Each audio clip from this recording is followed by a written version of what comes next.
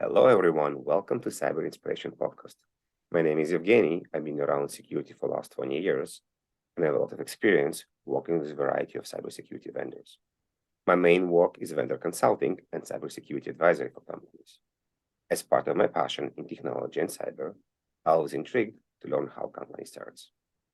I started the podcast to understand the thinking process and what motivated people to start their own company. This podcast is also affiliated with Security Architecture Podcast. I have a pleasure today to talk to Yoni from Valence and learn about their story. Yoni, can you please tell me about yourself and what you guys do? Thanks, Evgeny, for having me. So my name is Yoni. I'm one of the co-founders and the CEO of Valence. We're a startup focused on SaaS security. We help organizations secure their core SaaS applications by helping them discover and understand their risk surface, whether if it's third-party integrations, identity, security, external data sharing, misconfigurations, and to apply automated remediation workflows that collaborate with the business users to contextualize and reduce risks with automated workflows.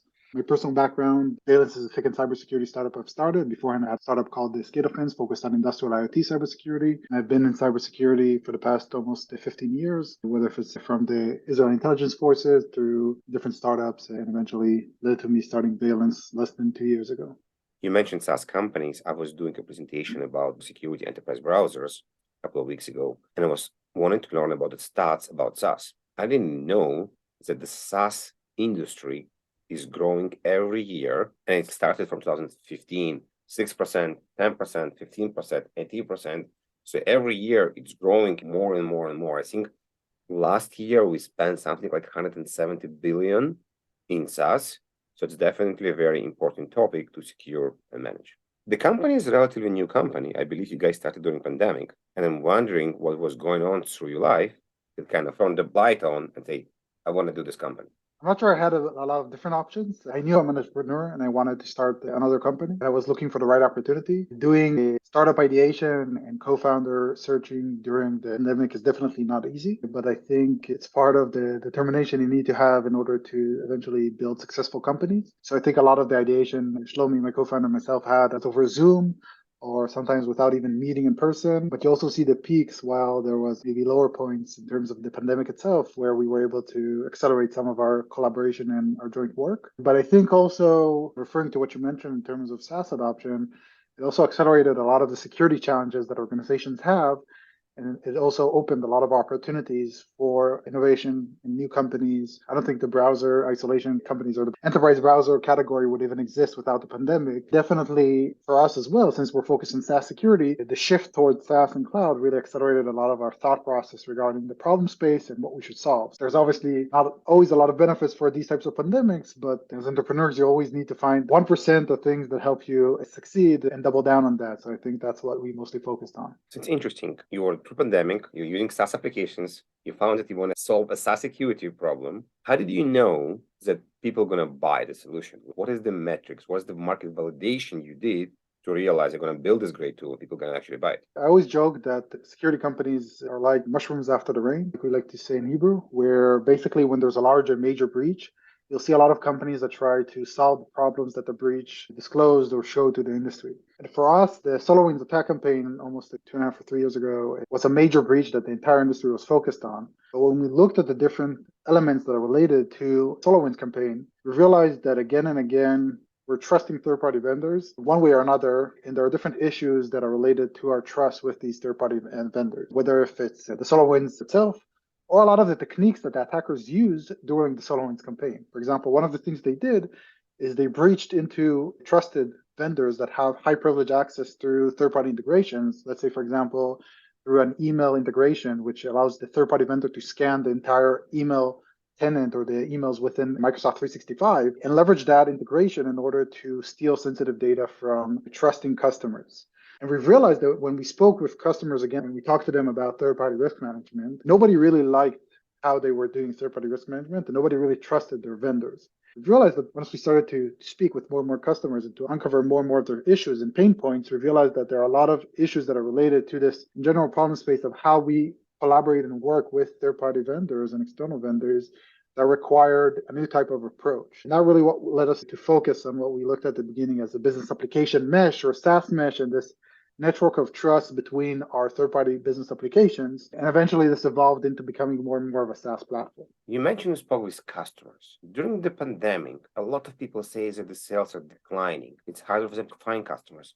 Why would customers even talk to you? Why would they actually open Zoom, no phone calls, and listen to your idea? Sales were declining, travel was declining, but CISOs had more time on their plate because they couldn't buy tools and they couldn't travel. Speaking with innovative entrepreneurs that don't have a product to sell was a good getaway for a lot of the CISOs that were stuck at home. If you position what you want from these customers in the right way, meaning I'm not selling anything, I didn't even write a single line of code.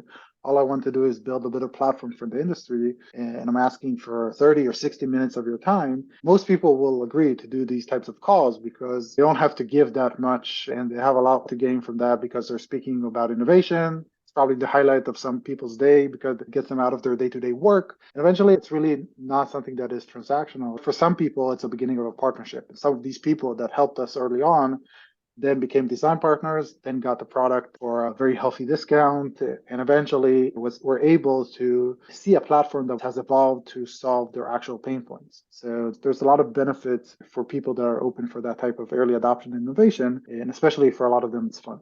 This is a very interesting point you bring because the industry is screaming, we don't want to buy immature vendors. We don't want to, we're afraid it's going to go away and they're going to raise money and disappear tomorrow with all our data. But on the flip side, you're saying, and it's a very interesting point, if you jump on the train early enough, you may influence the product, you may influence the feature, and you're going to get a good discount as well. It's definitely interesting point for the CISO that maybe potentially what brings them to have a call with you in the beginning. And I think it's also something that we're very grateful for because in retrospective, we started with focusing on a very specific problem space. But what our customers helped us understand is that what we're doing is great, but there is so much more that we can do for them without that much more work. And they really guided us through the request. Sometimes they didn't even realize what they're saying. They just said, hey, what about this? This would be great. And just threw ideas up in the air. And for us as entrepreneurs, as product oriented and customer obsessed entrepreneurs, we took everything they said, we brought it in, and we just figured problem after problem that we can help them solve.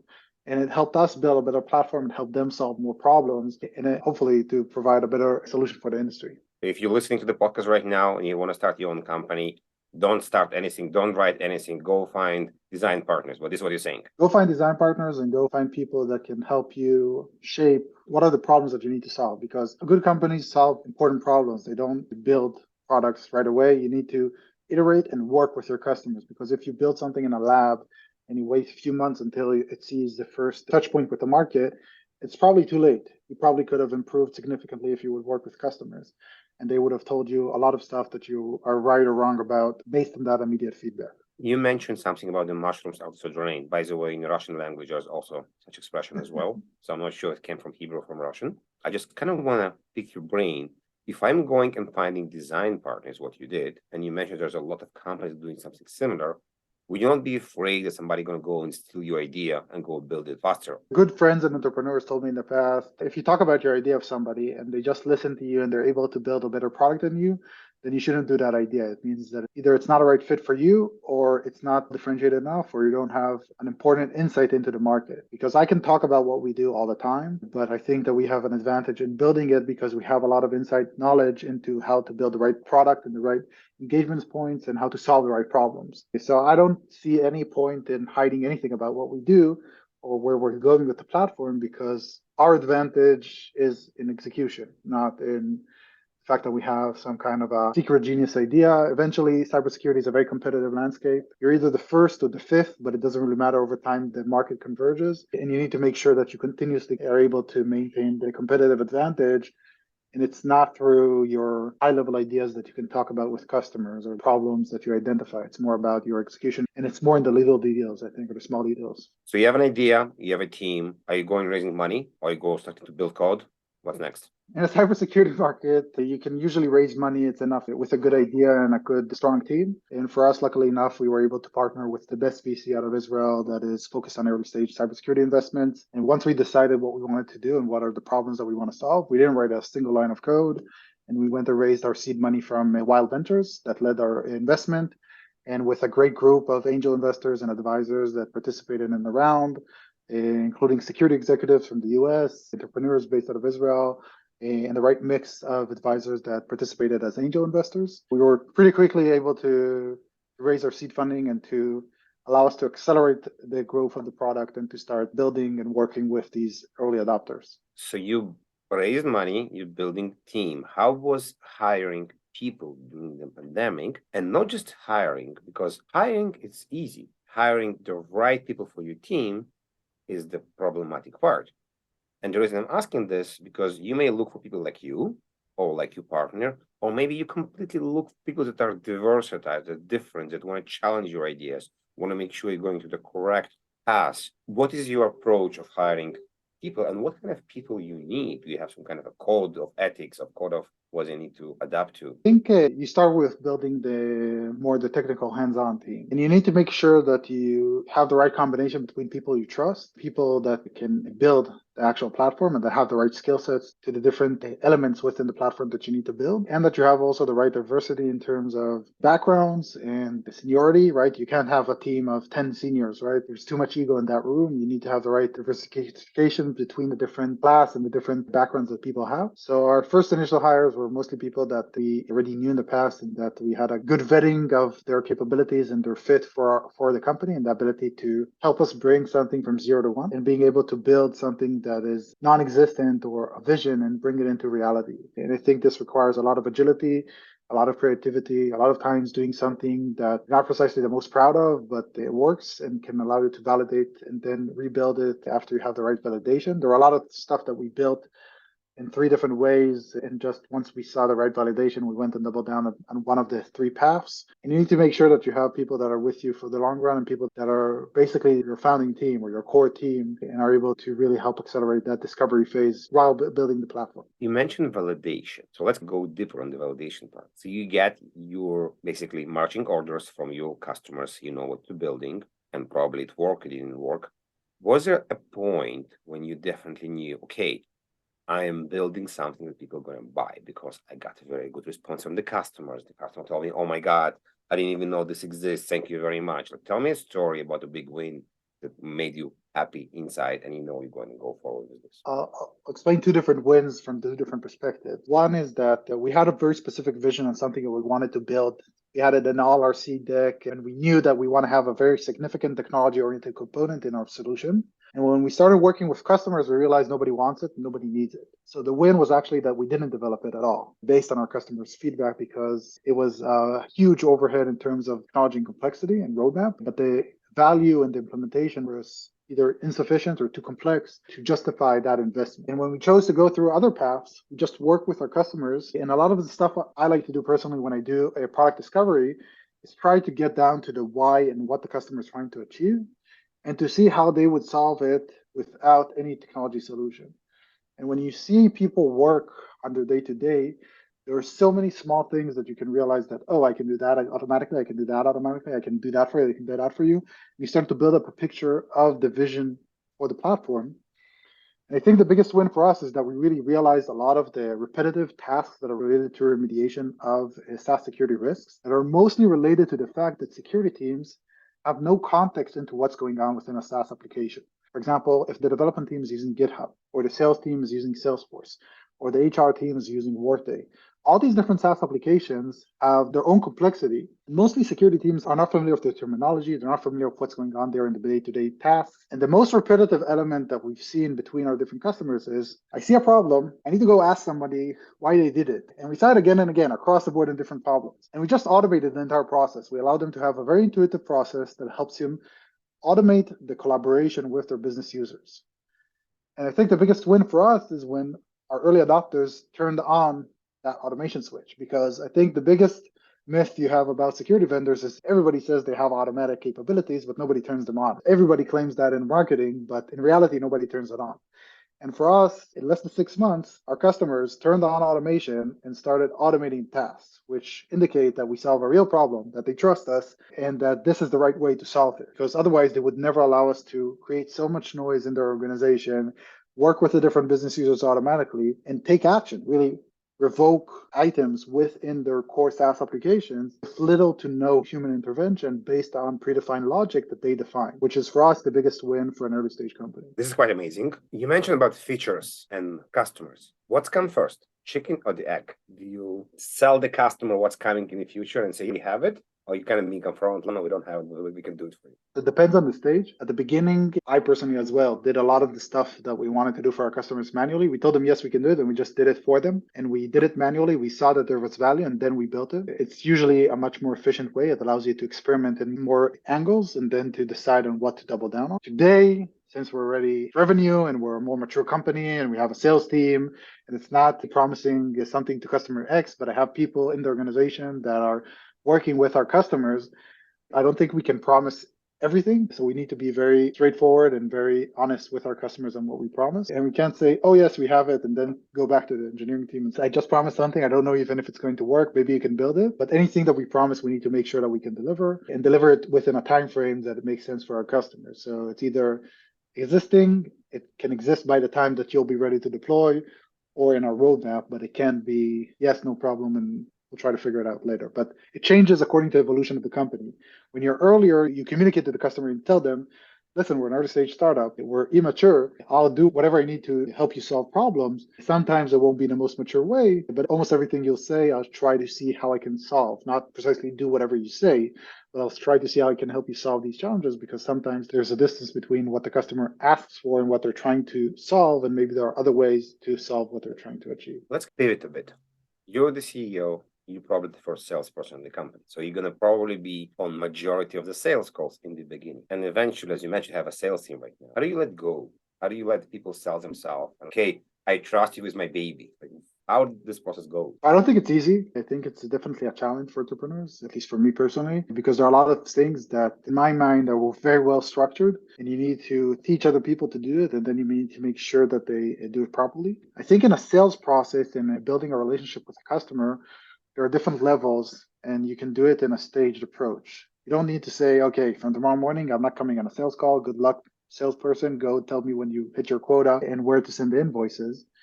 But you can do it in stages. Okay, maybe I don't take the first call. Maybe I don't build a business relationship with the business champion, but I can maintain the technical relationship, or vice versa. I maintain the business relationship, but I don't maintain the technical relationship. And I don't come on this call, I don't come on that call. And you start to do it in stages until you see that there is a repetitive system that is not dependent on you, because obviously most of the first sales are really founders led, but over time it's important for the maturity of the company, especially now that we already raised our Series A and we have a lot of money to accelerate our go-to-market efforts. We need to make sure that we're less and less founders led approaches in sales. Over time, this will just naturally happen because you hire the right people, you work with the right people, and you structure your knowledge in a way that others can manage it. If you can go back 2.5 years ago, what do you do different? Maybe recommend yourself, Yoni, I wish I will do X, Y, Z. So I think before I decided to go and move forward with Valence as what I'm going to dedicate my life to, I think the most important stuff were to choose the right infrastructure, but basically the right setting and setup for building the right company. And I think for me, what was very important is to make sure, first and foremost, your partner and your co-founder, you need to make sure that you choose somebody that is a good fit for you, that gets the most out of you, is able to complement you where you need, but also to help you shine and be the best version of yourself, which are two different, very important qualities, both on a personal level and also on a professional level. So I think for us, we have a very good partnership in terms of we work very well together, but also if you look at the Venn diagram of what each one of us wants to do, there's a very little overlap. So we can complete a much wider picture in terms of the ability to build the right company. Partners are also the right investors, whether if it's Wild Ventures that partner with us at the seed, our 24 advisors that joined us in the seed investment and are still working closely with us. And also later on, our Series A investors like M12 from Microsoft, Akamai, Porsche, Alumni Ventures, Mike Fay from Island, speaking about the enterprise browsers, and others. And also the rest of the team. Eventually, hiring the right people and building the right people is the most important thing moving forward, because if you want to scale and grow, you need to be able, like you mentioned, to let go of some elements within the management of the company. And this is mostly human to human. You need to make sure that you have the right people in place that enable you to let go and to allow other people to manage some of these processes. So basically, you're saying you will not change anything. You're happy how it went. You're happy where you are. Totally. Okay, let's switch gears and talk about what I call the dark side. If you guys still listening, please continue listening. This is where we capture topics where we talk about stuff that didn't really go as in the movies and some kind of failures. So please share bad employees, bad customers, bad meetings, raising money, whatever you can share without definitely mention names and be discreet. I can share one of the dark moments that I had in a previous company just because it's funny. We were in the operational technology space, and I remember I met with a plant factory manager, and I started to talk to them about their issues with cybersecurity and how people can attack their plants. And their quote was, I haven't seen an attack in the past 40 years. I don't think I'll see a cyber attack in the next 40 years. That's kind of how they view the world. And that's when I realized this is not the ideal space for innovation, but this is kind of lessons learned about maybe more the industry that you choose and where you choose to focus. I think issues that I see in company culture, going back to more to modern times, but when you see misfit in terms of culture with hires, is almost the most impactful for the company because we worked on a day-to-day basis very closely with people. And I'm specific and vague to avoid disclosing too much. But when you have a mishire within the organization and somebody that's not a good fit, whether it's because he's not willing to be a team player and look at the bigger picture, or they're not willing to collaborate and work with their colleagues and their managers, or they feel that they need to work within the organization, and they try to be more like, let's say, cowboys within a team that needs to work together. I think a good organization and a good company needs to know how to let go of these people or to separate away with them as fast as possible. Now, fortunately, sometimes you make mistakes with hires, and we're not different than probably any other company in the world.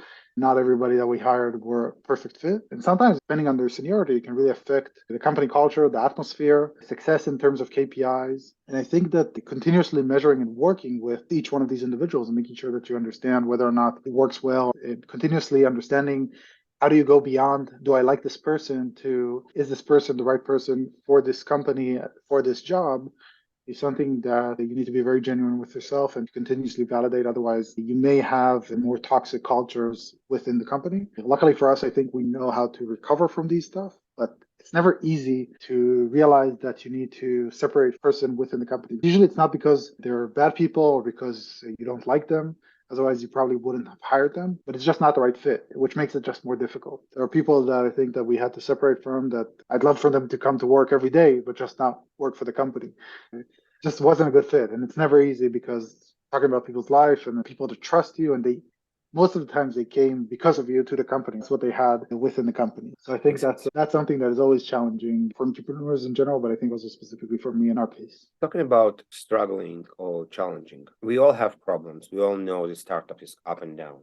How do you personally cope with problems when you have a bad day, when you're not in the mood? Like, what do you do? How do you get back to yourself? So I usually disconnect from everything, just stop communicating, go offline physically and mentally. Luckily, I have a very strong household. My wife is probably the best resolution for every problem I have, but I usually just disconnect. I know to identify when I'm in that situation, and I know that I just need to disengage from everything.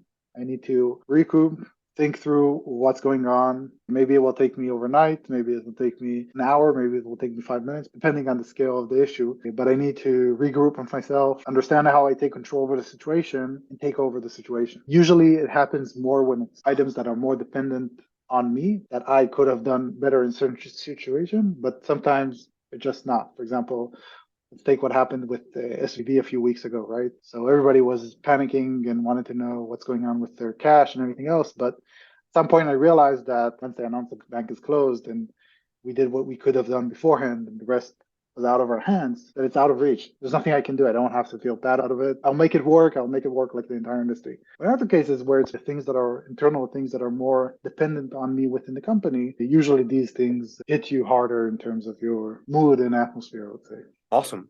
Yoni, thank you very much. I like the story. I like where you're going. I like where you're taking the company. Thank you very much. Thank you very much for having me.